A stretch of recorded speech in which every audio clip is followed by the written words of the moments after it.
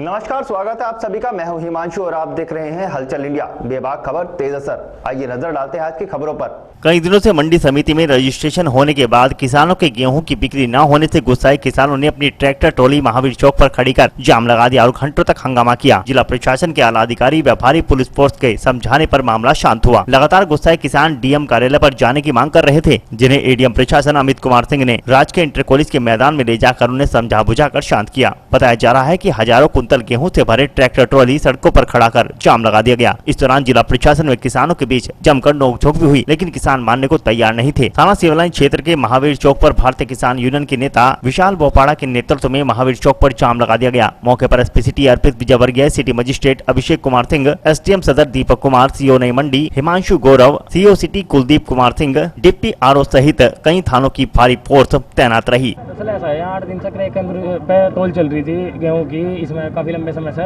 22 तारीख last date थी, जिनका रजिस्ट्रेशन सरकार द्वारा हो रखा था। उनकी एक मेरिट तैयार कर दी जावे, फला दिन फला को आना, फला दिन फला को आना। ये जितने भी किसान हैं 60 से 70 ट्रॉली हैं, 200 किसान हमारी जा रही है वापसी ट्रॉली लेके गेहूँ की। इनके नाम का गेहूँ बंदरबाट से विभाग ने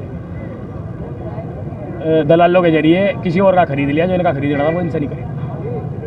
अब पता नहीं बाबू भी लो या इसमें डीएम साहब लो लिखते हैं, हमें नहीं पता, पर इसमें गड़बड़ हो गई। जो हमारा गेहूँ सारा रजिस्टर्ड गेहूँ था, जो हमारा 22 तारीख को बिकना था, हमें तारीख मिल रही थी, जो हमारा लिया नहीं।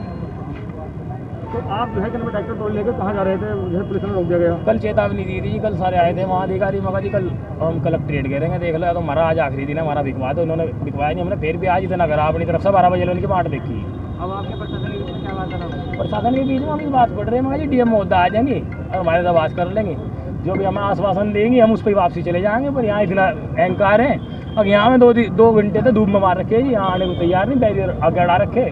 सारा शहर परेशान है, जाम लग रहा लंबा, जबकि कलेक्ट्रेट में खूब व्यवस्था ट्रॉली खड़ी कर लेगी। हम इन्हें बोल दें मगर जी अंदर भी नहीं आ सकते कि ना हमें अधिकार नहीं है। और मैं इस बात की गारंटी लूँगा कि अभी जिला पंचायत का चुनाव चल रहा है, 10 दिन बाद इन्हीं की सत्ता पक्ष यहाँ से अपने जितने भी जिला पंचायत मेंबर होंगे सबको एक साथ गाड़ी में लेकर जाएगा। कम से कम 100 गाड़ियों के काफिले का निकलेगा। मैं भी यही मौजूद हूँ, आप भी यही मौजूद हो और सारा जिला भी यही मौजूद है, देख लियो। और ये कुछ नहीं बोलने के जी, अभी तो बैठे हैं। हाँ, देखेंगे जो भी निर्णय लेगा, जो भी किसान।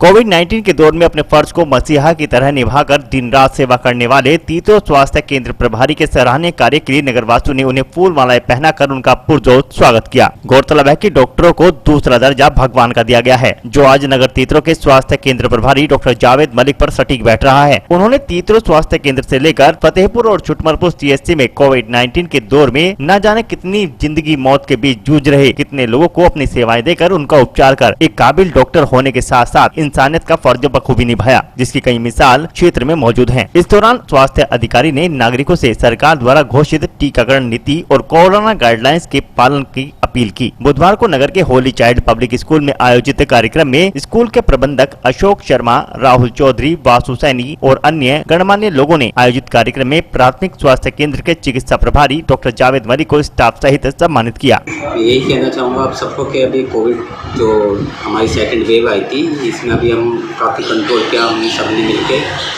लेकिन अभी थर्ड वेव के चांसेस है जैसे आने के, तो अभी हमें जो ये बीच का गैप है इसमें हमें बहुत सतर्क रहना पड़ेगा, जिससे कि हम आगे जो सेकंड वेव में हमारा हुआ उतना ज़्यादा हमारा नुकसान ना हो पाए और जनता का भी नुकसान ना हो। बहुत जो प्रॉब्लम हुई है सब ने फेस किया है, सब घर वालों ने फेस किया है हर चीज़ से। तो इसमें यही है कि सब अपनी सेफ्टी रखें, अपना मास्क लगा के रखें, क्या कहते हैं अपना डिस्टेंस रखें, दूरी रखें, इससे आगे हम आगे भी कंट्रोल कर सकते हैं।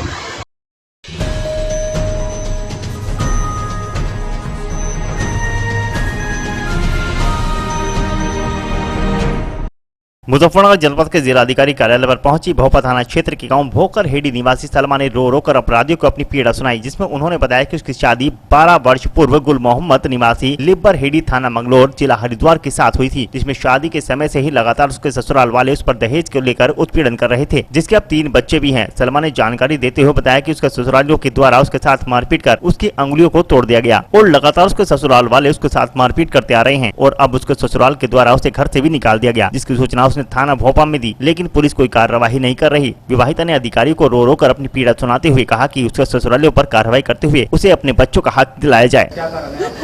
मेरे ससुराल वालों को मैं पसंद नहीं थी पहले से ही, और वो मुझे छोड़ने को गए थे और मैं उनके सारे जुल्म बर्दाश्त करती आ रही 12-13 साल।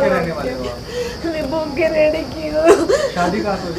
मेरे लिए परेडी शादी हुई थी। क्या कहते हैं?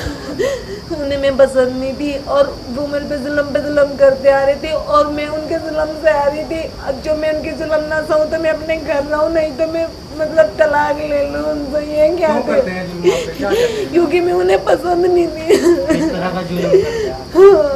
वो मुझे मारते पीटते हैं, अपने कहीं में चलाते हैं और अगर मैं उनके कहीं में न चलूँ तो वो मुझे कहते हैं कि मैं इधर उधर घूमती हूँ। वो मेरे पर लाल चन्नी लगाते हैं। आपने पुलिस को क्या दिया? मैंने पुलिस में कंप्लेन कराई, वहाँ पे मुझे पागल करार लिखवा दिया कि मैं पागल हूँ। कोई कार्रवाई नहीं की गई? अभी आप अंदर अधिकारी से मिले, क्या कहा? अभी मैं उनसे नहीं मिली, वो है नहीं थे वहाँ पे। मेरी कंप्लेन रह रही है थे नहीं वहाँ पर। और उन्होंने मुझे इतना परेशान कर रखा कि मेरे हाथ भी तोड़ रखे, मैं कुछ नहीं कर सकती। मेरे 3 लड़के हैं। लड़के भी हैं? कितने दिन पहले? मेरी 12-13 साल हो गए और मैं आज तक ऐसी हूँ, परेशान ही हूँ। किसके साथ शादी? गुल मोहम्मद और कहते हैं कि हम भी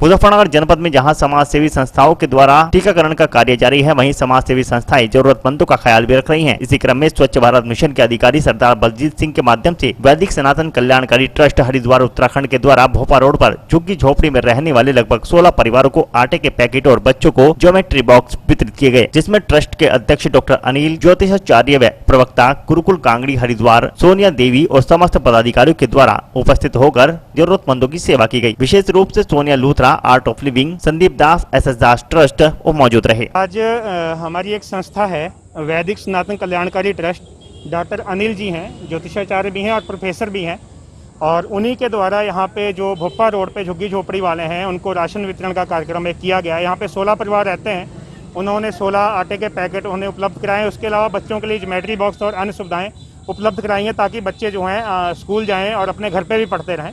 और इनको ज़रूरत थी यहाँ पे 16 परिवारों को राशन की, उनके द्वारा एक टीम के द्वारा बहुत ही अच्छा नेक प्रयास किया गया है और इनकी पूरी टीम यहाँ पर उपस्थित है। जी गरीब परिवारों को राशन वितरण करेंगे। क्या क्या वितरण किया था? आटा और बच्चों के बॉक्स वगैरह।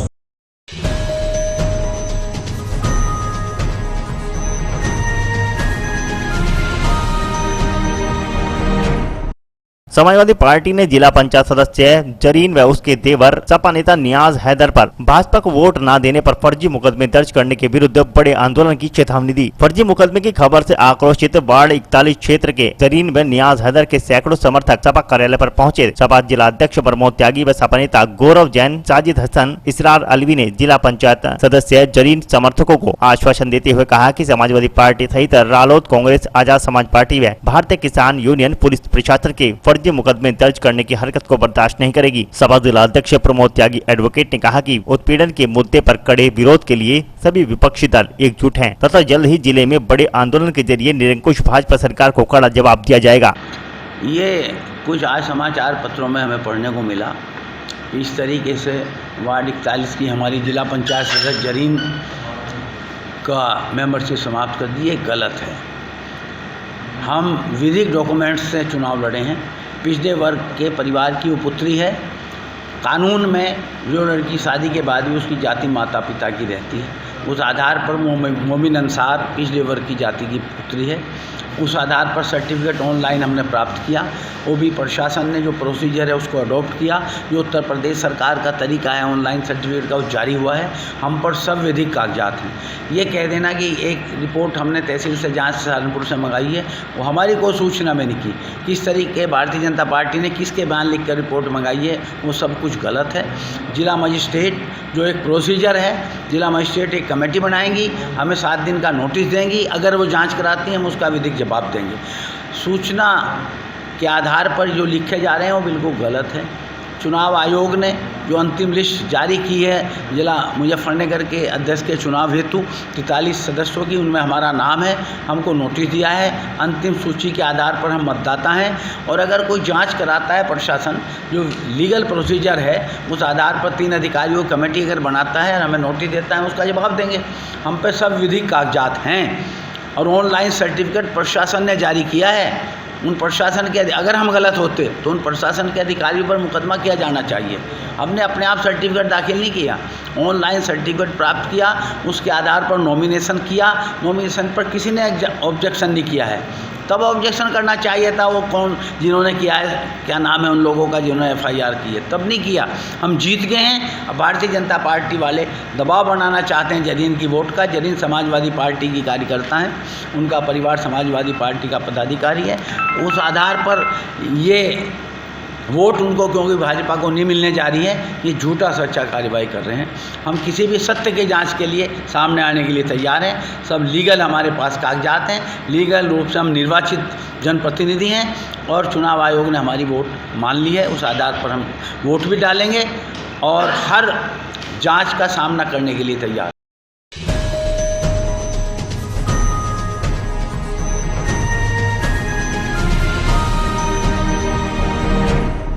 मुजफ्फरनगर जनपद के जिलाधिकारी कार्यालय पर गांव खतौला ब्लॉक बघरा के खिलाड़ियों ने प्रशासन को ज्ञापन सौंपा। ज्ञापन के माध्यम से उन्होंने मांग की है कि 2 वर्ष पूर्व मंगल दिवस में वॉलीबॉल प्रशिक्षण केंद्र हेतु 800 वर्ग गज भूमि आवंटन करने के आदेश पारित किए गए थे। नेट और पोल मौके पर लगा है, परंतु अब जाकर BDO बघरा के द्वारा उक्त भूमि में पंचायत घर बनाने का आदेश दिया गया है, जो की अनुचित है। उनकी मांग है की BDO बघरा को आदेश पारित किया जाए की वह वॉलीबॉल प्रशिक्षण केंद्र की भूमि में पंचायत घर न बनाए।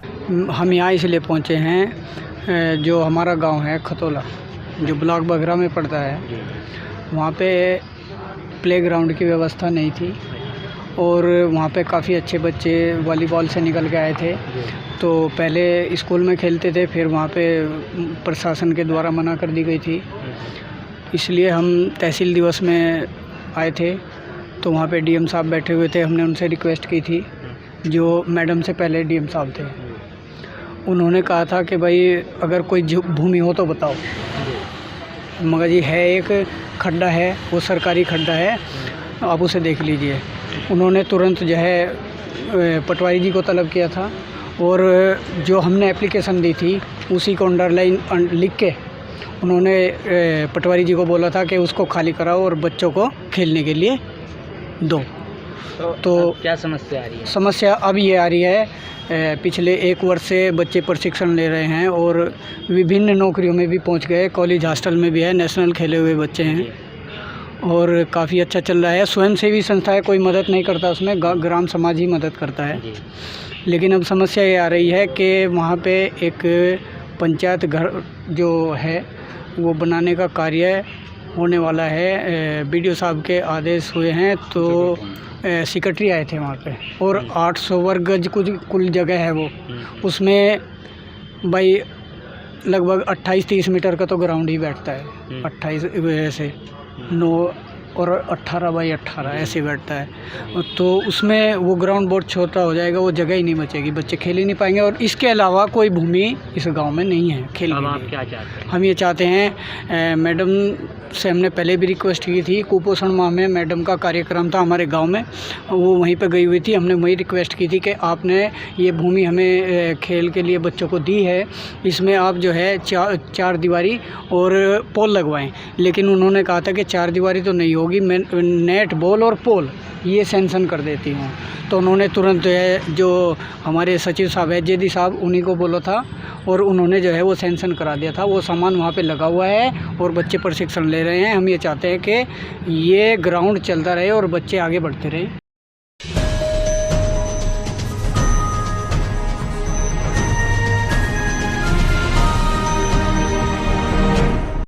मुजफ्फरनगर जनपद के रेशु विहार स्थित समाजसेवी सत्य प्रकाश रेशु के आवास पर पहुंचे क्रांति गुरु चंद्रमोहन ने रेशु विहार से 1.25 लाख वृक्षारोपण अभियान की शुरुआत की, जहां पर क्रांति गुरु चंद्रमोहन ने अपनी टीम के साथ समाजसेवी सत्य प्रकाश रेशु के आवास के बाहर एक पीपल का पेड़ और एक नीम का पेड़ लगाकर 1.25 लाख वृक्षारोपण करने का अभियान शुरू किया, जहाँ पर रेशु परिवार के द्वारा क्रांतिकारी गुरु चंद्रमोहन का तिलक लगाकर व पगड़ी पहनाकर स्वागत किया गया। इस अवसर पर क्रांतिकारी गुरु ने देश सेवा के लिए वृक्षारोपण अभियान को ऑक्सीजन ऊर्जा का माध्यम बताया। आज से मुजफ्फरनगर में 1.25 लाख वृक्षारोपण का अभियान प्रारंभ किया गया है। ग्रामीण क्षेत्र में तो शुक्रताल शुरू किया गया, शहर में रेशु जी के यहाँ ये वृक्षारोपण का अभियान प्रारंभ किया गया। हमारी ये योजना है कि चौमासे में प्रत्येक ज़िले में 1.25 लाख वृक्षों का रोपण हो, जिससे जो भी महामारी हो, जैसे कोविड चल रहा है तो कोविड हो गया, कोई और भी महामारी है, इससे हम सुरक्षित हों, क्योंकि पर्यावरण शुद्ध है तो पर्यावरण महामारी का कवच है और वृक्षारोपण करने से पर्यावरण की सुरक्षा हो सकती है।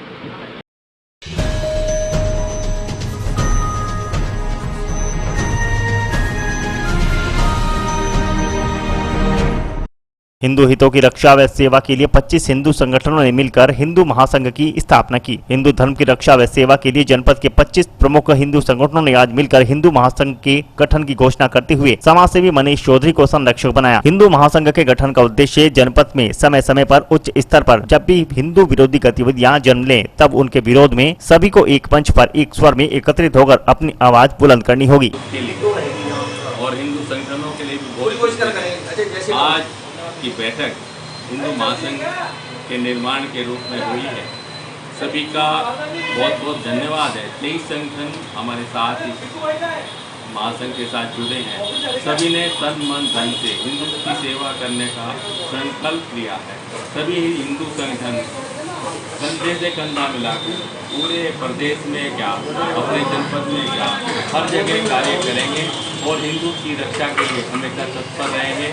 मनीष जी ने भी आश्वासन दिया है कि मैं रात दिन हिंदू की सेवा में अपना तन मन धन सर्वस्व न्यौछावर करूंगा और सभी हिंदू संगठन के जितने भी पदाधिकारी हैं सबको साथ लेकर चलने का आश्वासन हम सब देते हैं और सभी की पूरी सुरक्षा और पूरा उनका सम्मान ये संगठन करेगा और सबको साथ लेकर आगे बढ़ेगा और प्रशासन से, शासन से पूरा तालमेल बैठाते हुए हिंदू की रक्षा के लिए रात दिन कार्य करता रहेगा।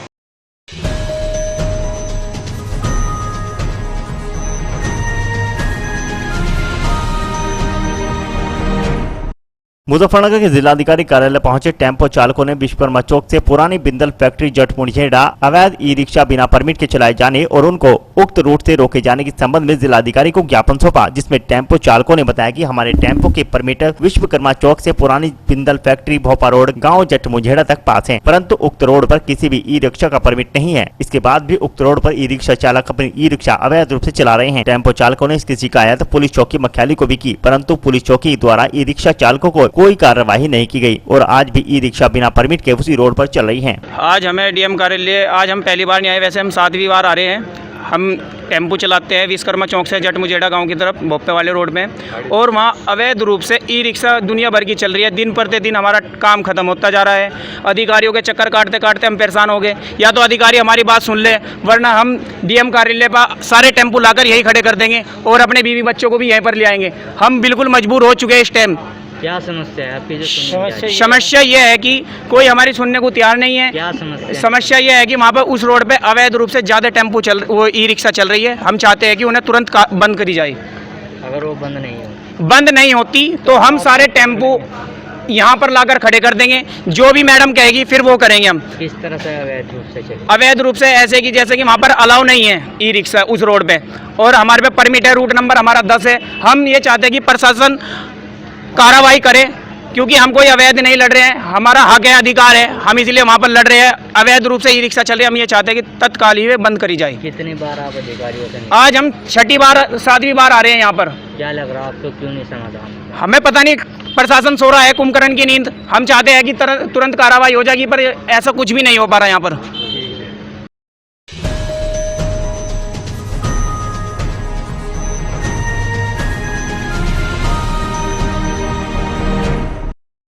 आज आज के बुलेटिन में इतना ही। कल फिर होंगे हाजिर कुछ नई और ताजा खबरों के साथ। देखते रहिए हलचल इंडिया, बेबाक खबर तेज असर।